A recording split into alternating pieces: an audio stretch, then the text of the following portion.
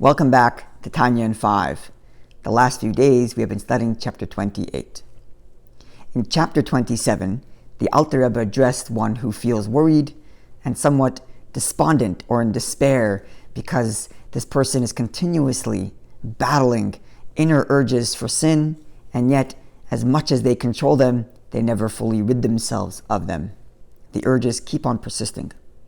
And to this, the Alter Rebbe responded by saying, persistent urges are normal and human. And every time the urge for sin arises, one has the opportunity to fulfill the commandment of not giving in to that urge. And when one does so, one should rejoice, just as they would with fulfilling a positive commandment, fulfilling a mitzvah of God.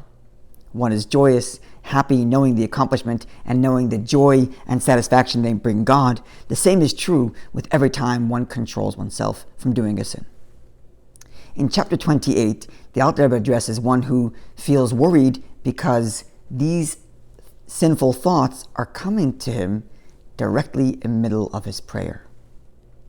Now, to tell this person that there's a mitzvah to control himself is good, but it doesn't suffice because the person still feels in despair because the person feels as if their prayer is not legitimate and was not real and not authentic. If they were truly invested in concentrating properly in their prayer, such thoughts would never come to them.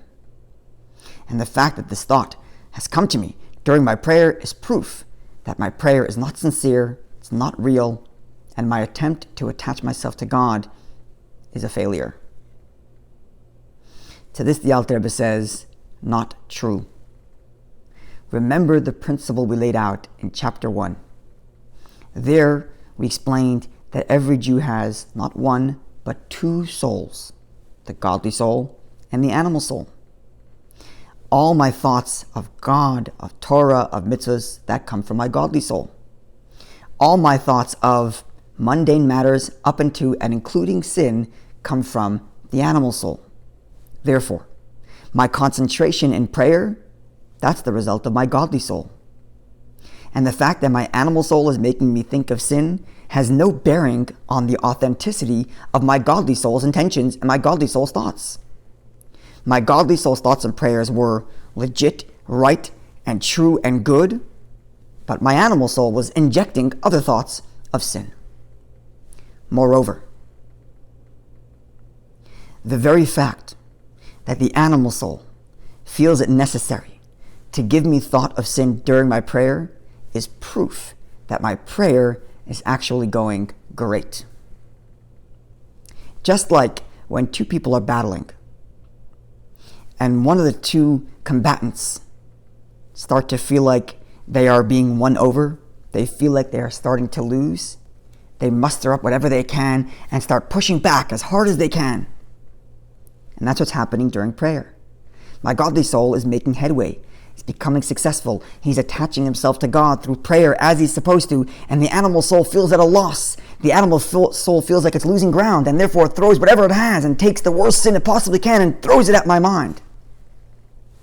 When in reality, it's precisely because my prayer is going so well that's making the animal soul feel the need to fight back so hard. Because it's two souls. The godly soul pushing for the prayer to go well, and the animal soul trying to thwart that attempt by throwing sinful thought in my mind. So how do I deal with a sinful thought? It's distracting my prayer. What do I do? Because it's two souls, I have to treat those thoughts as if it comes from an entirely other person. Imagine someone was standing next to me trying to annoy me. Responding to them is not going to be helpful because the more I respond, the more deeply that person is going to entrench the conversation and annoy me further. The best response to one who's trying to annoy you is no response at all. Completely ignore. Don't rationalize your way out of it and don't try to suppress it. Just ignore. The same thing is true of these sinful thoughts that come to prayer. Don't try to undo them. Don't try to fight with them. Don't try to reason your way out of it. Just ignore.